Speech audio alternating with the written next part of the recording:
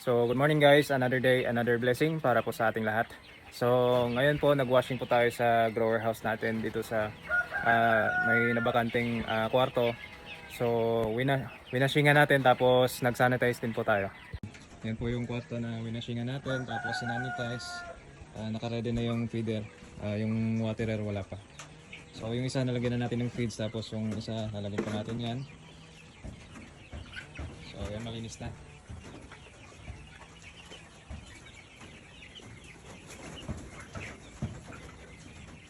So ayan guys, ma-share ko lang, ito pala gamit namin ng pang sanitize. So ito yung sprayer natin, automatic. Ano siya, 16 liters na tubig, tapos may pang ano siya dito, cup. Pag nagtitimpla tayo ng ano, yung ginagamit natin pang sanitize tapos tubig. So ayan. Automatic po siya, tapos yung sa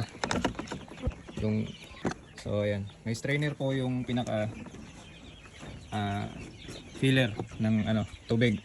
So pag may mga solid particles na sumasama, so ayan nasasala po ng filter. So automatic po siya, ito po yung pinaka niya, yung handle niya, andito po yung motor o maliit na pump. So pindutin lang natin to. Ayan, mag-i-spray na yan automatic. So tapos yung charging port niya andito, type C. So hindi po kayo mahirapan. So yun lang, na-share ko lang po. So ito pala yung pagkukuha na nating ng mga sisiw na ilalagay natin doon sa bagong linis na kwarto. So ang ilalagay natin dyan, males. So kasi ito halo pa to males tsaka females. So ang lahat ng males ilalagay natin doon sa nabakanting kwarto. Tapos ang matitira dito puro females na ginogrow natin pang layer, pang personal natin. So ayun, actually dalawang batch to na ginogrow natin na magiging next batch natin na layers. So yung isa nasa brooder pa, hindi pa natin nilalagay dito dahil medyo maliit pa at for safety purpose iwas risk. Saka po kami naglilipat dito pagka medyo puno na po yung katawan nila ng balahibo. So ayun, mamaya isa-separate po natin dyan yung mga lalaki, tapos may iwan yung mga babae dyan. So guys, ma-share ko lang po bakit po tayo nagse-separate ng lalaki at babae accurately from age 5 to 6 weeks. Sineseparate po natin lalaki at babae from brooder. Kasi nga po kami po nag-grow po kami pang pangkarne. Pangkarne yung mga lalaki po. So ayun, kung nakikita niyo po, ayan, yung nasa likuran ko yung dalawang kwarto niya na magkasunod. Pangkarne po yan, lahat po lalaki. Ayan. Isa po sa dahilan na sineseparate po natin dahil magkaiba po yung production ng lalaki at babae natin. So nagsusupply po kami dito sa lugar namin, dito sa Carmen, Bohol. Yes po, Bohol. So nagsusupply po kami ng pangkarne sa mga restaurant. Meron po tayong mga customer na mga restaurant. So ayun, sineseparate namin ng mga lalaki dahil nga po ang mga lalaki matatakaw kumain. So bukod sa matatakaw silang kumain, yung mga males o yung inasal type natin. So sila? Magkaiba po yung feeding program natin dito sa amin sa Macaos Free Range. So magkaibang feeding program ng lalaki at babae. Kasi ang purpose natin, alam naman po natin na yung lalaki for meat type, tsaka yung babae naman ay pang karne. Pang itlog.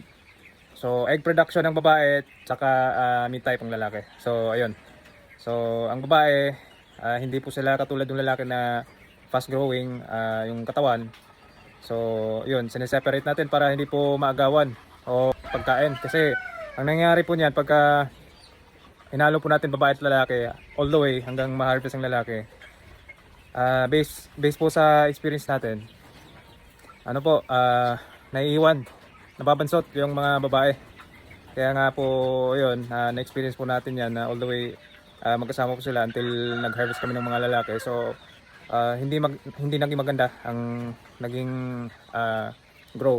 naging grow natin ng mga females. Kasi kumbaga sila yung naiwan, continue yung growing nila until point of lay, 16 or 18 weeks old, bago sila ilipat sa sa layer house.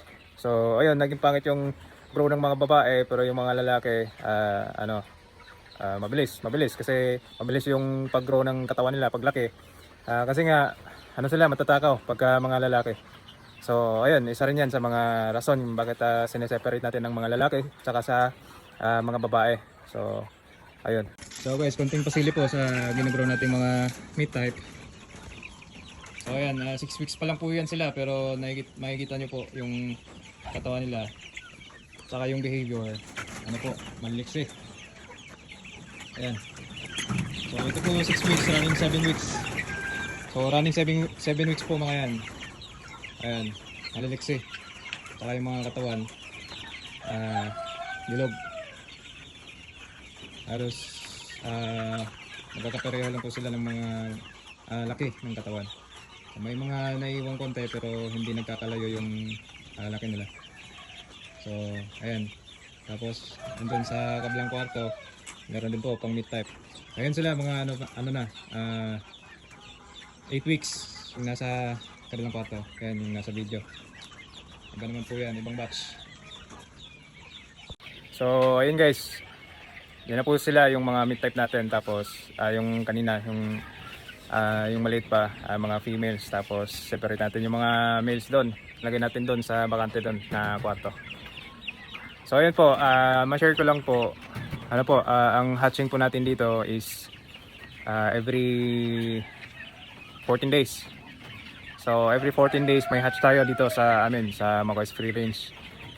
Tapos hindi po namin sinasama yung kahit po parehas po sila. Kahit tsaka ito yung nasa kabila.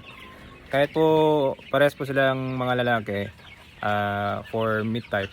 Hindi po kami hindi po namin minimix dahil ang tendency kasi pagka hinahalo mo yung dalawang batch, kahit parehas pa silang mga lalaki, nabubuli yung maliliit pa. So nabubuli sila. Tapos pag ang manok kasi nabubuli, so hindi sila nakakain ng maayos kasi binubuli nga. Tapos hindi sila nakakainom ng maayos kasi nabubuli. So yun, ang tendency mababansot sila. Ang pinaka worst scenario niyan, mamatay pa, magkasugat. Tapos once na nagkakasugat ang manok, tinutuka po yan ng mga kasama nila. So pag may nakitang dugo ang isang manok, kaya tinutuka. Hindi na po nila yan titigilan. Kaya ang tendency, mamamatay talaga yung mga may sugat o nabubuli. So yun po yung rason bakit hindi natin hinahalo yung dalawang batch kahit kahit parehas silang pangkarne o pang layer pa yan. So yun lang po, happy farming, peace.